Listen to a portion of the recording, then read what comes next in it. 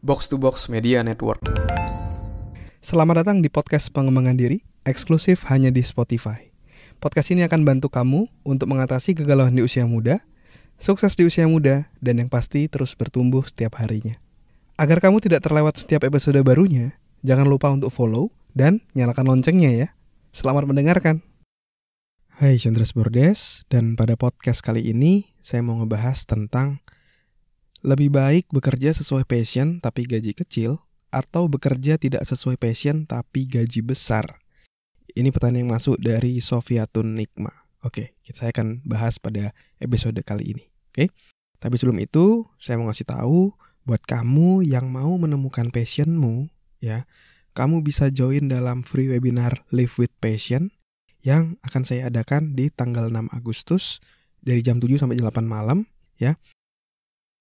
Kamu akan belajar 3 hal. Yang pertama adalah gimana cara kamu bisa menemukan passionmu.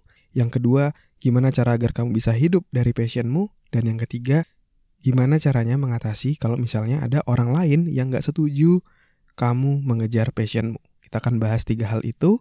Kamu bisa daftar secara gratis. Silakan kamu bisa masuk ke selfdev.id, ya, selfdev.id, atau kamu bisa klik link yang ada di deskripsi. Daftar sekarang karena slotnya terbatas, oke? Saya udah nggak sabar banget nih webinar di hari Minggu nanti, ya. Sampai ketemu di webinar ya. Oke, mari kita bahas mana yang lebih baik. Bekerja sesuai passion tapi gaji kecil atau bekerja tidak sesuai passion tapi gaji besar, ya. Passion itu mungkin sederhananya adalah sesuatu yang kita suka, kita seneng ngerjainnya. Kita mau melakukan meskipun kita tidak dibayar, kayak gitu, ya. Mana yang lebih baik?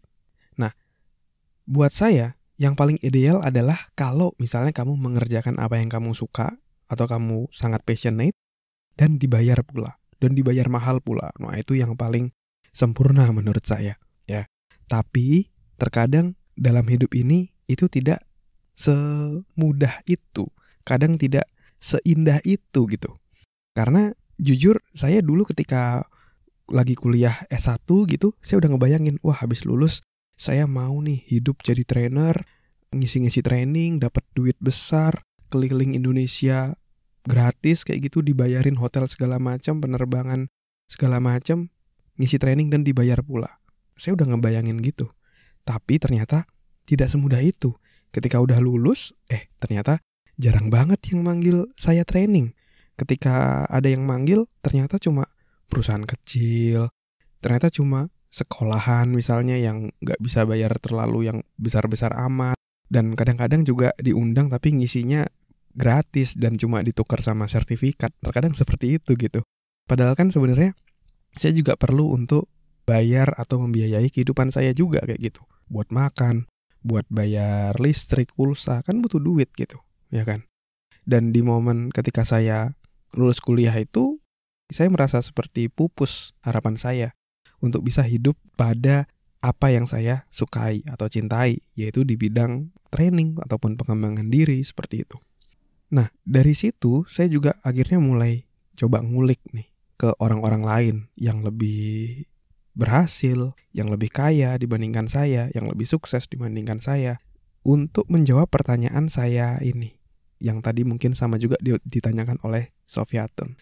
Apakah lebih baik saya bekerja sesuai passion tapi gajinya kecil dan jarang-jarang dapat income seperti waktu itu, atau mendingan saya kerja yang gak sesuai passion tapi gajinya lebih besar?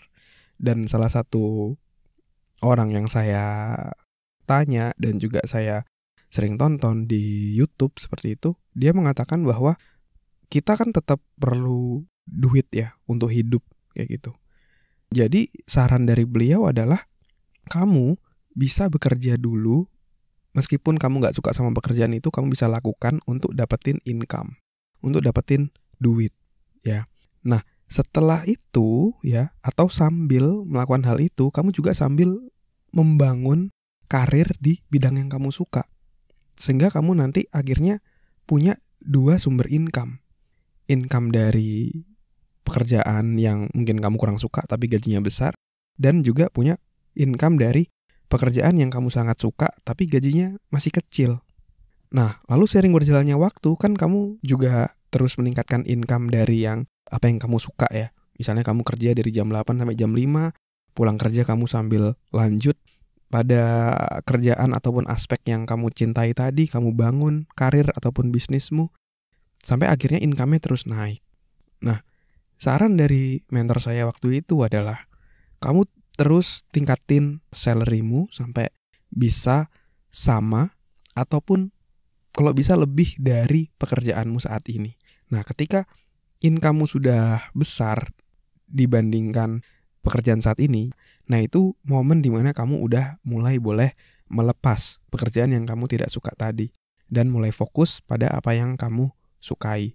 Ya, jadi menjawab pertanyaan ini tidak sesimpel A atau B, tetapi kamu bisa fokus dulu pada hal yang kamu tidak suka mungkin, tapi kamu dapat income besar dari sana karena kamu perlu memenuhi basic needs-mu, baru kamu sambil pelan-pelan bangun karir yang kamu suka, dan pelan-pelan jika sudah saatnya tadi income lebih besar, kamu bisa berpindah pada karir impianmu yang sesuai dengan passionmu tadi, ya.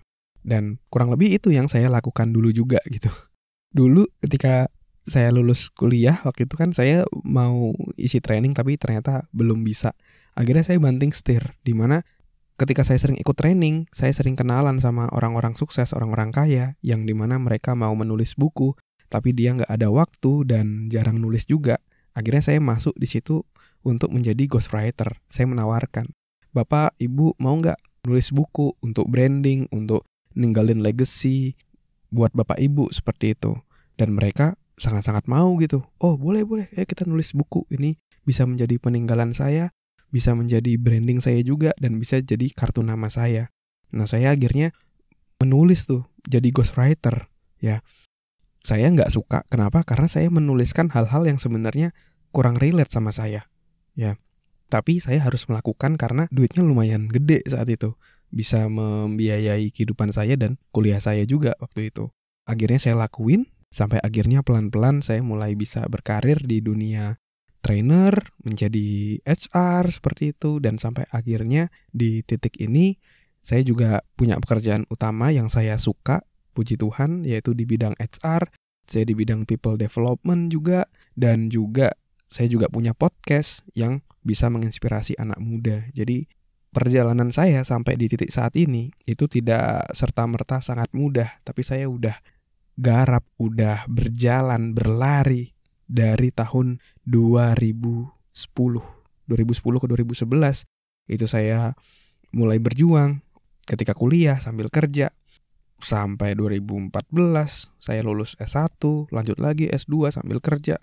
Sampai akhirnya saya berada di titik ini, dan ya masih ada perjalanan lainnya, masih ada gunung-gunung lainnya yang perlu didaki, tapi so far saya ngerasa happy, saya ngerasa bangun pagi penuh semangat karena mengerjakan apa yang saya suka.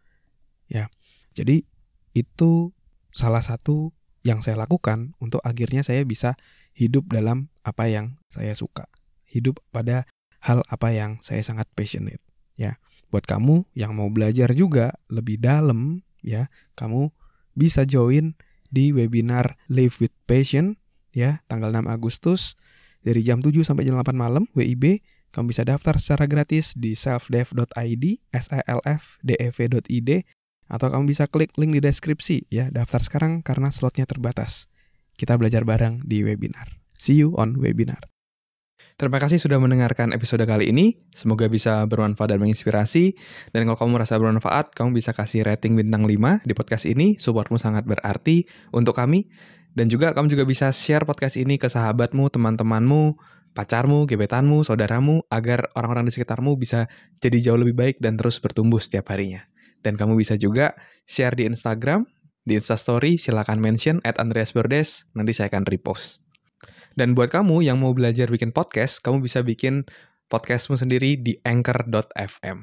Buat kamu yang mau belajar cara detailnya, dari gimana menentukan tema podcast, gimana cara upload podcast di anchor.fm, sampai gimana agar kamu bisa konsisten bikin podcast, kamu silakan cek konten eksklusifnya, tutorial yang sudah saya buat, silakan klik link yang ada di deskripsi. Terima kasih semuanya. Never stop learning because life never stop teaching.